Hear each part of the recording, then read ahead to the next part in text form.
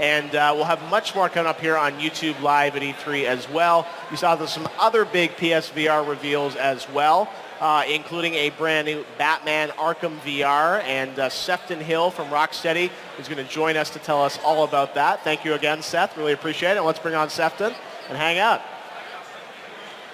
Sefton, how are you, my friend? Yeah, good to see you. Quite the surprise that Rocksteady is making Batman Arkham VR. It was a big reveal, an amazing kind of tease in the press conference, and I think I can officially say now that I've actually had a chance to play this and experience it. So it's not just sort of a teaser trailer. It's a real game, and it looks absolutely beautiful. And you know, the thing that I think a lot of people really need to know is that this is you and the core Rocksteady team that built the Batman Arkham games building this. I think a lot of people might be surprised.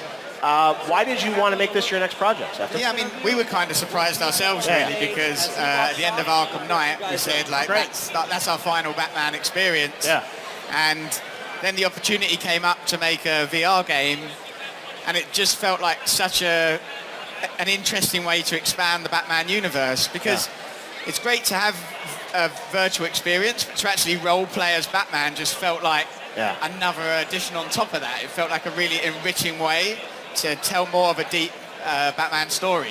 Yeah, and I got to, you know, you guys did such a great job, the world that comes alive around you, because you know, you're there as Batman, you're in the Batcave, you put the cowl on, then you have this utility belt. Yeah. And tell us about sort of each hand. What do you have in each hand? So one of the big things we've done is we've designed it for the Move controllers. Yeah. So you can play with a normal controller, but because you've got the Move controllers, you can really reach in and interact with the world, which makes it such a rich experience. And then you have the great suit-up sequence of actually putting on the cowl and seeing yourself in the mirror as Batman, which is a really lovely moment. Yeah.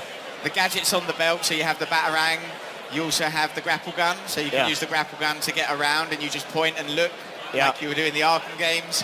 And you have a forensic scanner as well to scan for clues in the environment and interact. And it's really a detective story, so that's why the forensic scanner... Oh, yeah, I know you did such a great job. And I remember, you know, Alfred comes up to me, and it's like I hit the key on the piano, go down into the Batcave, and you do a great job sort of immersing you in the Batman world.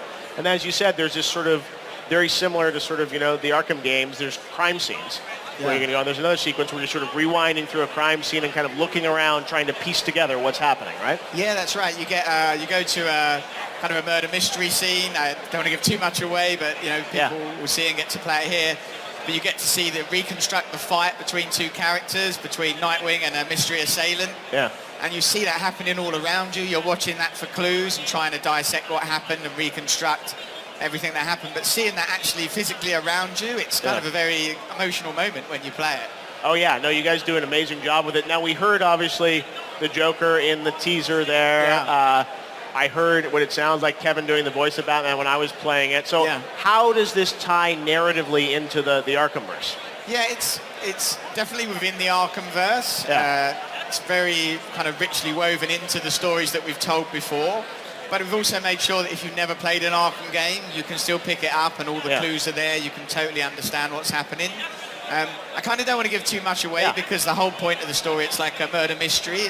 We really wanted to tie into that rich history of Batman and focus on that world's greatest detective angle, because VR really lets you experience that presence, you know, and that feeling of interaction. And so you have to think like Batman more than ever before. So that's what I think is really rich about the experience. But I take it that some of our favorite villains from the Arkhamverse will be in there? Yeah, so we've got Joker, as you said. You heard Joker monologuing over the trailer. We've got, who else have we got in there? I don't want to give too much away. Okay, but I feel like it's some of our favorites. It's great to see them again in the context of VR. Now, we should probably set the stage for the scale and scope of this game, too. You know, it's coming out in October.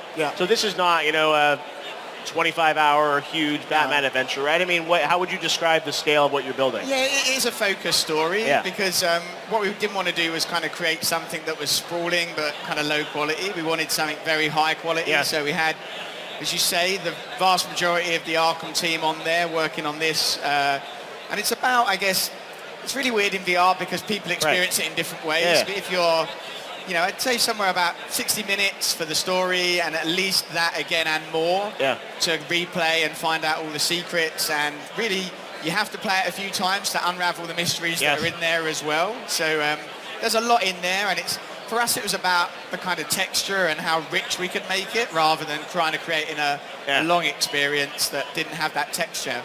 Yeah, well, it's one of the most immersive VR experiences. I think a lot of it is because of the way an established character you know, and a game world that you love, and you guys have done a really great job sort of translating that over. And even the look of the game is slightly different than sort of the Arkham games, and very accentuated. And Alfred, when he's standing in front of you, it's so powerful. Yeah. You guys have done a really amazing job. Have you solved how to do the Batmobile in VR? You may get to see the Batmobile, but you're not going to get to drive it. Not in this one. I was going to say, that might be a little motion sickness. But yeah, no, I'm so excited to see you guys doing this. Obviously, wrapping up the Arkham trilogy, I think a lot of people thought you guys would be done with it. So it's nice to see you sort of coming back, and you want a little more, it sounds like. Yeah, I mean, we thought we were done with it as well. And it was really, I think for us, we always just want to tell great stories. Yeah. So VR opened up the opportunity to tell a new story in a totally different way to any way we'd done before. So that was what really drew us back in. Well, you're such an incredible designer. I think your talents are underappreciated, and what you did with the Arkhamverse was incredible, and it's so exciting to see you kind of getting your hands into the world of VR and experimenting with the team at Rocksteady. So Sefton Hill, everybody, Batman Arkham VR. Make sure to check it out. Cool. Awesome. Thanks, Sefton. Really appreciate it. Thank you. Great to see you. Thanks. All right. Well.